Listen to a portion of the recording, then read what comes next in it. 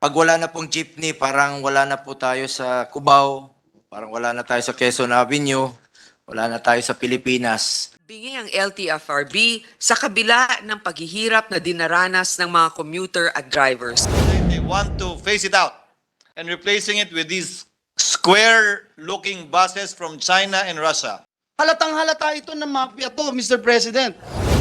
Ang kakapal ng mga mukha nito, mga nagtutululaway ng mga taga-LTFRB, mga taga-ibang bansa, pinupuri po ang ating mga jeepney. Pinagmamalaki ang jeepney natin.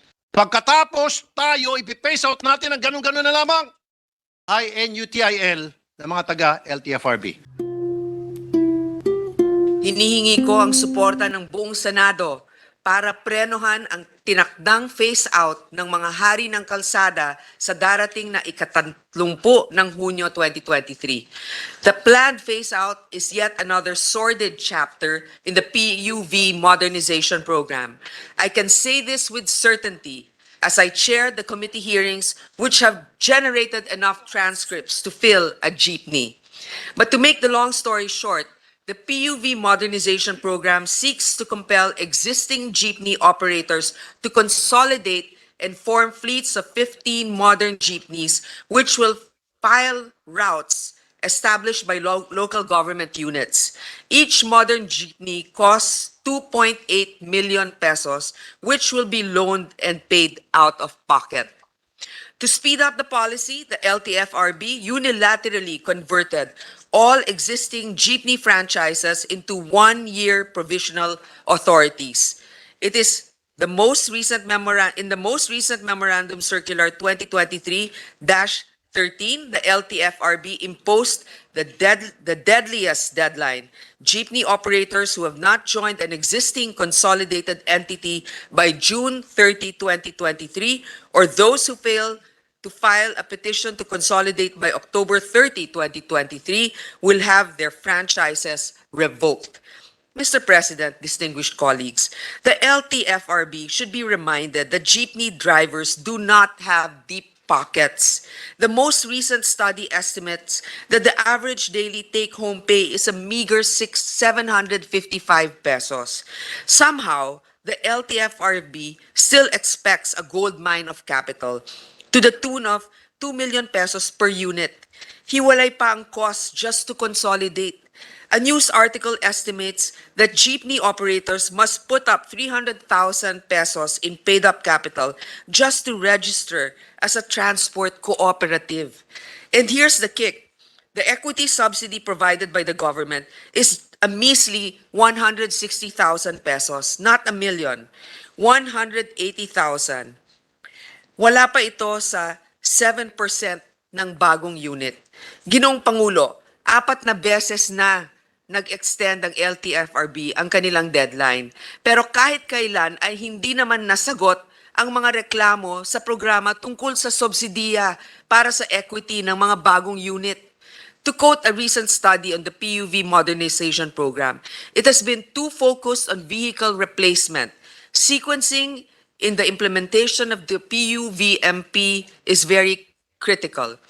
It could have started with regulatory reform, local route, formulation and submission, and route rationalization first before embarking on fleet modernization.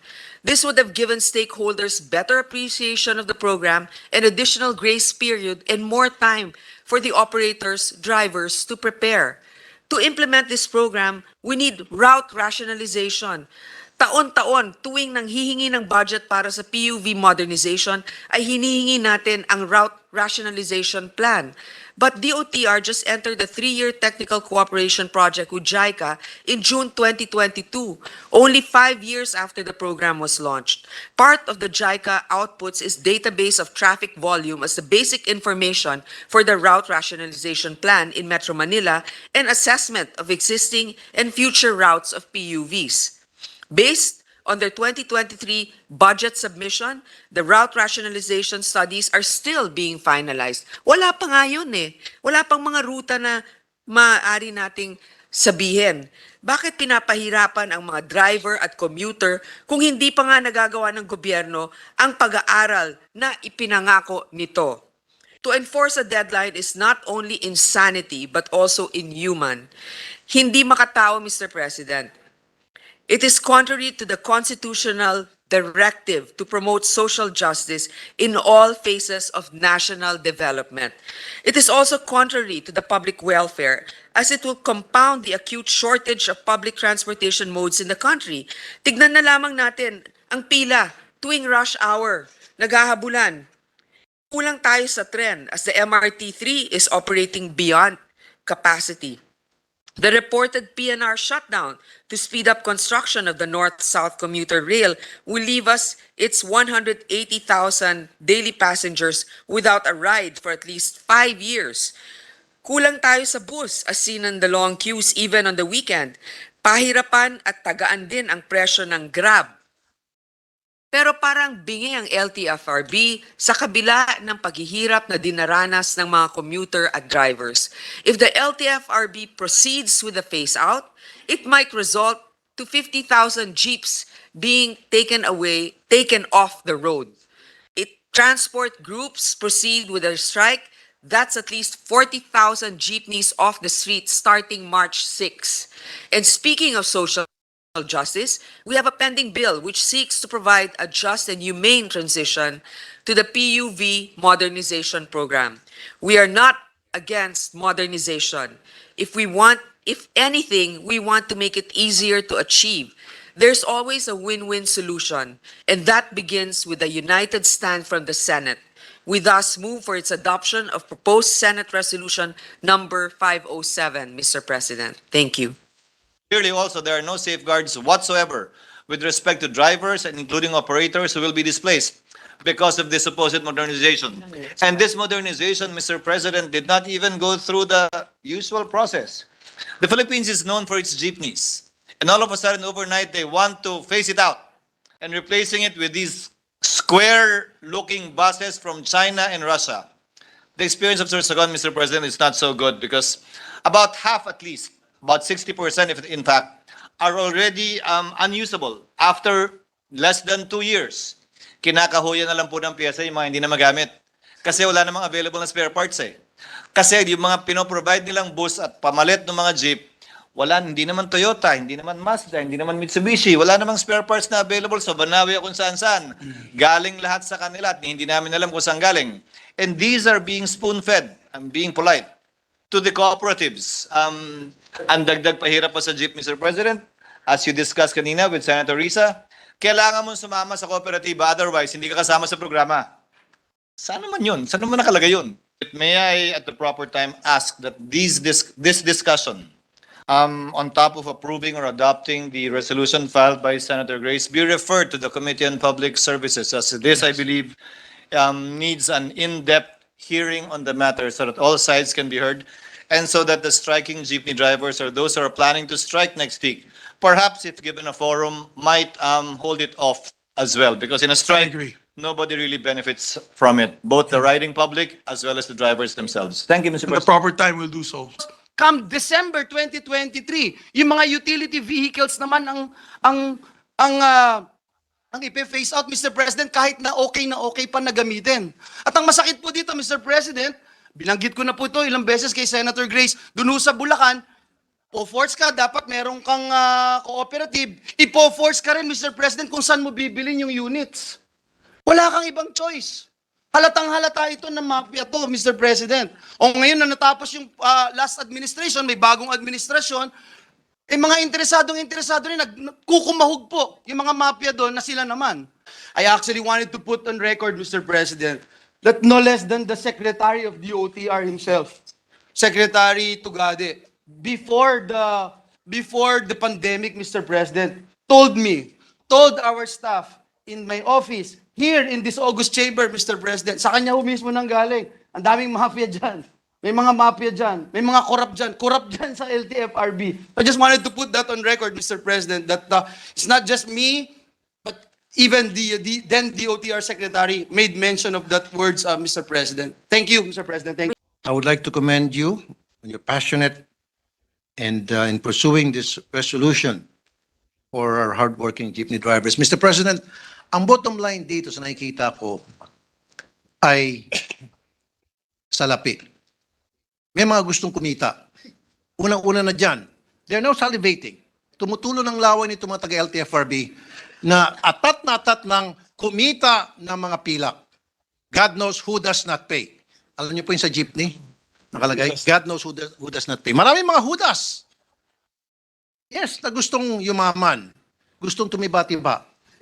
At the expense of the mga pobreng jeepney drivers. Just imagine, 2.4 million po ang halaga ng yung modernized jeep na sinasabi nila. At 300,000 naman po ang mabibigyan na subsidy. So 2.1 million po ang kailangang pagbabayaran ng mga jeepney drivers. Alam naman po ng mga taga-LTFRB kung magkano lang po kinikita ng isang jeepney driver sa maghapon. Ang marami sa kanila hindi pa nga po makabuo ng boundary. Ang ilan sa kanila kahit isang tuka dahil nga po mahina ang kita. Pagkatapos kakargahan ng 2.1 million pesos na poproblemahin babayaran, ang kakapal ng mga mukha nito mga nagtutulolaway ng mga taga-LTFRB. At tama kayo, Mr. President, I agree with you. Yung mga taga-LGU, kanya-kanyang diskarte. Ay magbigay ng rota dahil gusto nilang sarilinin yung rota, kailan dumaan sa kanila. I have so many experiences, hindi naman po lahat. Ito mga taga-LGU, gustong kumita. Hinuhuli po yung mga jeepney drivers. Hinuhuli po yung mga tricycle sapagkat gusto nilang magkaroon ng sarili nilang unit. Gusto nilang maging mga operators. Marami din sa mga taga-LGU, again, hindi naman po lahat na mga loko-loko, unfortunately. Sa halip na kaawa ng kanilang mga constituent, mga taong bumoto sa kanila, yung pang kanilang mga ginigipit. FYI, mga taga-LTFRB, ang jeepney po ay parte na ng ating kultura. As a matter of fact, ang mga taga-ibang bansa, pinupuri po ang ating mga jeepney. At ginagamit po ito bilang tourist attraction sa kanilang lugar. Ipinagmamalaki ang jeepney natin. Pagkatapos tayo, ipipace out natin ang ganun-ganun na lamang. Ang kakapal na mukha nito mga taga-LTFRB. Ang kakapal na mga mukha nitong ilan mga taga-LGU. Hindi nag-iisip. Ang tanging iniisip lamang po nila, Mr. President, ang kanilang bulsa. And adding insult to injury, saan manggagaling itong mga jeepney? Galing ng China. Na kung saan, itong mga taong ito, ang hanggang ngayon, even while we speak, ay tuloy-tuloy na inapi ang ating mga mangingisda. Pagkatapos sa ating mga ngisda, tutulungan natin sila na para kumita, pagkakitaan, ang mga jeepney drivers. Para kumita, ang mga INUTIL ng mga taga-LTFRB. Mr. President, baka marami pa akong masasabi. Bago ako ma-high blood, ang sasabihin ko lang, LTFRB, maghunos dili kayo. Dahil kapag hindi, pareho tayong sasabog, believe me or not. Maraming salamat, Mr. President. Thank you. Thank you very much, our distinguished colleague. Just a reaction. Thank you, Senator Tulfo, for your passionate speech. I know that you feel for the least of our countrymen. Alam niyo po, tama yung sinabi din ni Senator Cheese at ni Senator Tulfo. Pag itong mga binibiling mga modernized jeep na to nasira, wala namang mga dealers na yan dito eh. So yung mga parts, pahirapan ng pagkuha. Naalala niyo yung mga Mahindra noon? Of course. 'Di ba? Naging problema din 'yan, 'di ba? Bakit tayo nagse-settle sa ganon? So, yun nga, parang merong gustong kumita. Kaya sa hearing, gusto ko rin matanong, sino ba ang nagbibigay ng accreditation sa mga kooperatiba? At paano nila, kasi bago ka sumali sa kooperatiba, sasabihin sa'yo, oh, pero i-modernize mo yung jeep mo. Dito mo lang bibilin. So may mga, 'di ba? Meron ng mga connection sila. So yun lamang po. That during his hearings on electric vehicles, I had pointed out the importance of the jeepneys in our traditions and culture. The jeepneys, as everyone, I think everyone here will still recall that most jeepneys of our youth were decorated lavishly in very vivid colors representing different aspects of Filipino culture and life. And time and again, when we talk about the transition to e-vehicles, I would always point out that two things.